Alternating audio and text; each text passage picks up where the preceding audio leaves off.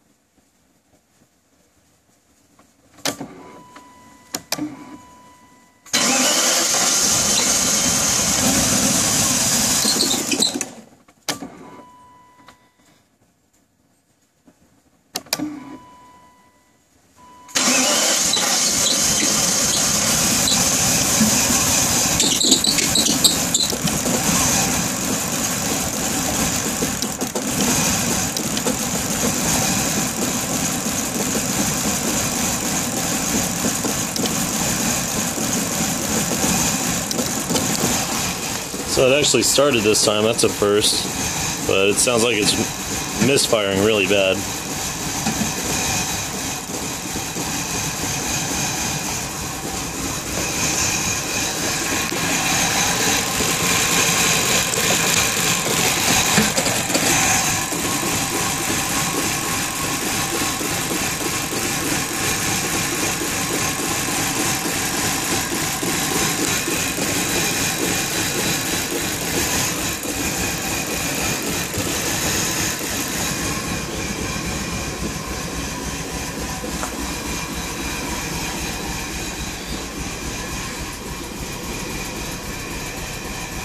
Well, let me know what you guys think.